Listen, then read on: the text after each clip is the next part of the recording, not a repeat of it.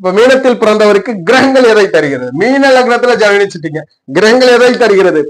லக்னாதிபதியத்தை குரு பெறார். அப்ப ஜாதகருடைய எண்ணம் செயல்திறன், ஜாதகர் எப்படி செயல்படுவார்ன்றத குரு சொல்லுது. அவரே 10ஆம் ஆதிபத்தியம், பதவி அதிகாரங்கள் எப்படி இருக்கும், எந்த மாதிரி தொழில் செய்வார்ன்றத குரு சொல்லுது. செவ்வாய் என்ன தரார்?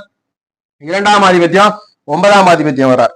அப்ப குடும்பம் எப்படிப்பட்ட குடும்பம்? குடும்பம் உருவாவதும் ஜாதகருடைய வாக்கு சாதுரியத்தையும் அடிப்படை அறிவையும் குடும்பத்தில் இருக்கக்கூடிய பொருளாதாரத்தை குறிக்கிறது.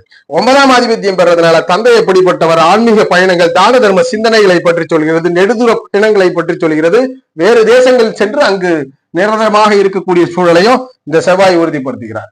அதுபோல சுக்கிரன் என்ன தரார்? 3ஆம் இடத்திற்கு ஆதிபத்தியம் பெறுகிறார் மற்றும் 8ஆம் இடத்திற்கு ஆதிபத்தியம் தெரிகிறார். யாருக்கு? மீனத்தில் பிறந்தவருக்கு. 3 8ஆம் ஆதிபத்தியம் பெற்ற சுக்கிரன் தருவது சகோதரர் சகோதரியை பற்றி சொல்கிறார். இவருக்கு பிறகு பிறந்தவர்கள் புகழை பற்றி சொல்கிறார், இல்வாழ்க்கை சுகத்தை அனுபவிக்கக்கூடிய தீரியத்தை பற்றி சொல்கிறார். அதுபோல சமூக அக்கறை கொண்ட நபரான்றதையும் புகழடைவதை பற்றியும் சுக்கிரன் சொல்றார். அதே சுக்கிரனே இடமாற்றம், வெளியூர் தூரதேச பயணங்கள், ஆயுளை பற்றி சொல்கிறது, பிறருடைய சொத்துக்களை பற்றி சொல்கிறது, எதிர்பாராத வாழ்க்கை பெருமனங்களை சொல்கிறது. அதே சுக்கிரன் அவமானங்களையும் அசிங்கங்களையும், வெளியில் செல்ல முடியாத தலைமுறை வாழ்க்கையையும் குறிக்கிறார், நஷ்ட பங்கங்கள் விபத்துகளையும் குறிக்கிறார்.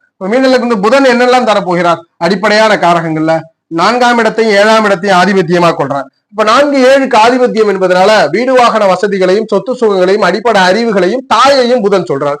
அதே புதன் நண்பர்கள், கூட்டாளிகள், ஒப்பந்ததாரர்கள், வாழ்க்கை துணையை பற்றியும் சொல்கிறார். அப்ப மீனத்தில் பிறந்தவருக்கு சந்திரன் என்ன தரார்? 5ஆம் இடத்தின் ஆதிபத்தியத்தை பெறுகிறார். மன உறுதி கொண்டவரா? குழந்தைகளை பற்றி இந்த சந்திரன் தான் சொல்றார். எதிர்காலத்தை பற்றி சொல்றார். நிகழ்காலத்தில் ஜாதகருடைய மனநிலைமை, முற்காலத்திலே முன்னோர்களை பற்றி இந்த சந்திரன் சொல்றார். கிரியேட்டிவிட்டி, சிந்தனை திறனையும், அதாவது ஒரு புதிதாக உருவாக்கக்கூடிய படைப்பாற்றலை இந்த சந்திரன் சொல்றார். சூரியன் என்ன தரார்? 6ஆம் இடத்தை அதிகாரம் பண்றார். வேலையை பற்றி சொல்றார். வேலையில நல்ல முறையில மீன லக்னக்காரர் இருக்குமா? சூரியன் சொல்றார். அதுபோல எதிரி எப்படிப்பட்டவர், நோய் எப்படிப்பட்டது, கடன் எப்படிப்பட்டது, வம்பு வழக்குகளை பற்றியும் இதே சூரியன் சொல்றார். இதுல சூரியன் ஃபேவரா இருந்தா அதெல்லாம் வெற்றி பெறக்கூடிய அமைப்பு. அதுபோல மீனத்தில் பிறந்தவருக்கு சனி என்ன தரார்? சனி 11ஆம் இடத்தையும் 12ஆம் இடத்தையும் ஆதிபத்தியம் பெறார். இந்த 11 12ல 11ஆம் இடம் ஜாதகனுடைய ஆசையையும், 12ஆம் இடம் வாழ்க்கையினுடைய திருப்தியையும் உறுதிப்படுத்தும். அப்ப 11ஆம் இடத்தின் மூலியமாக 2வது திருமணத்தையும், அந்த 11ஆம் இடத்தின் வாயிலாக ஒரு ஜாதகருக்கு மூத்த சகோதர சகோதரிகள் எப்படி இருப்பார்கள், ஜாதகர் எண்ணிய எண்ணங்கள், எண்ணிய ஆசைகள் கைகூடுறதையும் இந்த 11ஆம் இடம் சொல்லுது. 12ஆம் இடத்துல வெளிநாடு தூரதேச பயணங்கள், முதலீடுகளால் லாபம், இவருடைய பெயரில் இருக்கக்கூடிய பொருள்களால் லாபத்தை அடைவதையும், வாழ்க்கையின் திருப்தியையும் உறுதிப்படுத்துகிறது. வாழ்க்கை அயன சயனங்களில் செய்யும் செயல்கள் அத்தனையிலுமே திருப்தி பெறுவாரா என்பதை இந்த சனி பகவான் குறிக்கிறார். இப்ப மீன லக்னத்தில் பிறந்தவருக்கு கிரகங்கள் கொடுப்பவை இவைகள் தான்.